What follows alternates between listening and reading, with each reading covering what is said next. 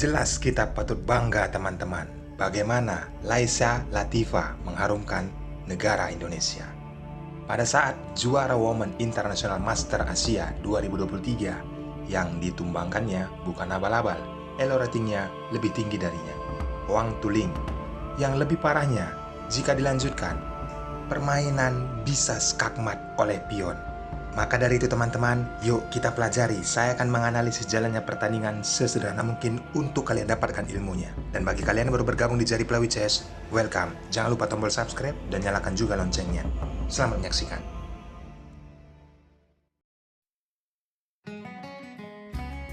Latifah memegang buah putih. Dia memulai dengan pion E4, pembukaan Skandinavia. Wang Tuling, pion D5. Balasan ataupun langkah rumusan dari Skandinavia kita dapat pelajari. Laisa Latifah langsung memukul pion dan kuda dimainkan ke F6 mengancam pion. Kondisi seperti ini, putih pion D4, membiarkan pion tersebut untuk dimakan oleh kuda. Permainan berlanjut, pion C3 dan hitam, gajah ditempatkan ke F5. Putih pengembangan kuda ke E2, persiapan untuk rokade sayap raja, dan hitam, pion E6, melindungi kudanya. Lalu, manuver kuda yang sangat cantik, pindah ke G3, mengancam gajah dan gajah mundur ke G6. Putih, gajah ke E2. Hitam, gajah ke D6. Sama-sama mempersiapkan untuk rokade sayap raja, teman-teman. Setelah menteri ditempatkan ke B3, ada ancaman kepada pion. Di sini, menteri melindunginya, penempatan ke C8. Permainan berlanjut, gajah mengancam posisi kuda, dan kuda dilindungi oleh pion. Dua kali, jelas terlihat, pion C dan pion E. Setelah putih rokade sayap raja, hitam, pengembangan kuda ke D7. Bagaimana Laisa Latifah menciptakan kondisi serangan dari dua sisi? Kita lihat, pion dinaikkan, dan perwira kembali mundur ke F6. Kuda ditempatkan ke C3, lalu hitam, rokade sayap raja. Patut ditiru untuk langkah berikutnya yang diperlihatkan oleh Laisa Latifah, penempatan kuda ataupun penyederhanaan permainan karena terlalu banyak perwira untuk dibawa ke depan. Dan Wang Tuling menyambutnya dengan kuda. Setelah kuda pukul kuda, mengancam kembali posisi gajah, gajah mundur ke C7. Permainan berlanjut, pion C5 sangat berarti teman-teman, menghambat pergerakan dari perwira hitam. Dan kali ini, gajah pukul kuda dan gajah pukul gajah. Lihatlah betapa kuatnya kedua gajah yang dimiliki oleh Laisa Latifah, petak gajah hitam dan petak gajah putih. Maka dari itu, pada saat diancam oleh kuda, dia tidak membiarkannya teman-teman. Dia memundurkannya ke C2. Hitam, menteri ke D7, mengancam posisi pion. Ada problem kecil tetapi menjadi pelajaran penting. Tidak bisa pukul pion dengan menteri, karena tempo skak, menteri akan mati konyol. Maka dari itu, Laisa Latifah dengan kondisi seperti ini, mempersiapkan benteng ke D1. Ada shadowing kepada menteri, lalu hitam, pion H6, dan putih, penempatan menteri untuk menyerang dari sayap raja. Membuka juga untuk diagonal gajah hitam dan gajah putihnya. Hitam, kuda ke D5, lalu menteri, ada ancaman skakmat apabila nanti ke H7. Mudah saja, pion dimainkan, ditempatkan ke F5, lalu putih langkah tempo, pion A3, lalu hitam, menteri ke F7. Kembali bergeser, karena menteri sudah berlari teman-teman. Kali ini ditempatkan ke jalur E, begitu juga dengan hitam, penempatan bentengnya ke E8, lalu gajah dimainkan ke D2. Benteng naik ke E7, bisa kemungkinan untuk persiapan untuk mendouble benteng di jalur E. Terlihat juga putih mempersiapkan hal tersebut, lalu hitam menggeser kembali bentengnya ke D7. Di sini masih mempersiapkan untuk strategi langkah ke depan dari Wang Tuling. Maka dari itu, dia mengamankan rajanya ke H8 dan putih mendouble bentengnya di jalur E. Mencoba untuk mengawasi pion yang ada di E6, benteng ditempatkan ke E8 oleh hitam. Putih mulai teman-teman.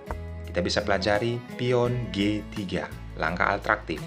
Hitam benteng ke E7. Sama-sama terlihat bertahan, tetapi berubah setelah gajah mundur ke C2, persiapan untuk serangan diagonal menuju Raja Hitam. Kali ini, kuda manuver ke F6, menciptakan ataupun mengamankan kotak yang ada di H7. Menteri manuver, kembali, langkah berulang, dilakukan oleh Wang Tuling. Maka dari itu, Laisa Latifah manuver serangan dari sayap menteri. Lihat, pion dinaikkan dan benteng mundur, setelah itu pion kembali naik, mengajak pertukaran, dan disambut oleh Wang Tuling. Pion pukul pion, lalu menteri pukul pion. Ada ancaman kepada pion B7. Permainan berlanjut, gajah mundur ke B8, pion tersebut dibiarkan saja, tetapi tidak dimakan. Penempatan gajah ke B3, lalu menteri ditempatkan ke F6. Disinilah teman-teman, Laisa Latifah menciptakan peluang ataupun serangan yang sangat brutal 4 atau 5 langkah ke depan. Kondisi mengancam benteng. Apabila di sini jalan sembarangan atau mendouble benteng, kita berandai, maka inilah yang akan terjadi. Jelas teman-teman, kondisi seperti ini putih pasti akan menang telak. Karena ada spekulasi untuk serangan kepada rajanya, walaupun terlihat memberikan menteri, tetapi tempo skak mendapatkan kembali gajah. 2 benteng dan 1 gajah melawan 1 menteri. Sangatlah diunggulkan untuk putih. Dan apabila dilanjutkan dengan kondisi seperti ini, walaupun terlihat pion bisa dipukul oleh hitam, tetapi tidak ada kompensasi ancaman ke depan bagi Raja Putih. Rajanya sangat aman. Putih pasti unggul dengan posisi seperti ini. Kita kembali ke partai aslinya. Di sini Wang Tuling tidak mendouble bentengnya ke jalur E, tetapi menutupnya dengan gajah. Balasan dari Laisa Latifah. Dengan posisi seperti ini, langsung memukul kuda dengan gajah. Dan gajah memukul gajah. Peluang sudah terlihat jelas teman-teman. Laisa Latifah langsung memukul pion dengan benteng, mengancam menteri. Benteng dipukul benteng, kembali benteng pukul benteng, mengancam menteri. Permainan terus berlanjut. Wang Tuling dengan kondisi seperti ini. Yaps, memukul pion. Ini menurut saya langkah blunder teman-teman. Karena apa? Balasan dari Laisa Latifah sangatlah jelas. Memanfaatkan peluang untuk mengincar Raja Hitam. Bagaimana caranya? Kalian bisa pikirkan. Pause videonya. Yaps, benar sekali teman-teman. Apabila kalian berpikir tempo skak dilakukan oleh benteng, ini tidak bisa dipukul oleh benteng teman-teman. Karena fatal. Tempo skak kembali menteri dan raja naik, ada ancaman skakmat. Setelah gajah, raja mundur, kembali mengambil tempo, raja naik dan skakmat tak terhindarkan. Menteri ke G8. Sangat mudah Wang Tuling melihat hal ini. Maka dari itu, dia tidak pukul benteng dengan benteng, melainkan menaikkan raja ke H7. Balasan dari putih. Tempo skak.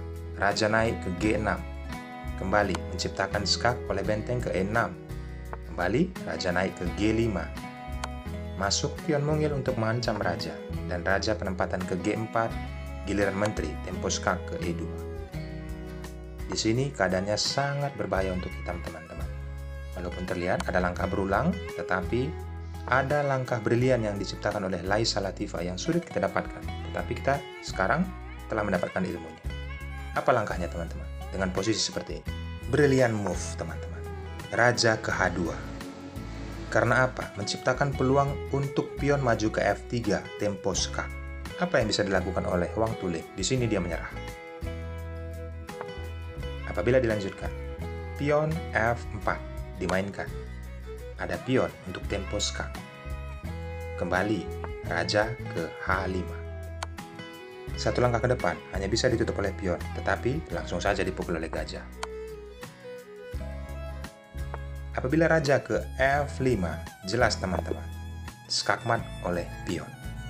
Sangatlah luar biasa pemikiran dari Laisa Latifah menciptakan peluang ataupun melakukan serangan dari sayap menteri hingga berujung rajanya diincar jauh dari tempat asalnya. Bagaimana kita bisa melangkahkan? Ada berpikir menteri ke D2, tetapi sama saja teman-teman. Yaps, skak di H3. Raja mundur ke F3, lalu sambil makan pion, tempo skakmat. Setelah ditutup, tidak ada gunanya. Ambil pelajaran pentingnya, saya sudah menganalisis jalannya pertandingan sesederhana mungkin untuk kalian terapkan saat bermain nanti. Ucapan terima kasih dari kalian hanya cukup subscribe dan nyalakan loncengnya. Akhir kata, saya ucapkan thanks and God bless. Oh ya teman-teman, apabila kalian penasaran dengan posisi seperti ini, apakah kalian berpikir Raja Hitam masih bisa selamat? Kalian bisa tulis di kolom komentar. Tetapi, bagi saya, ini sangatlah mustahil untuk menyelamatkan Raja.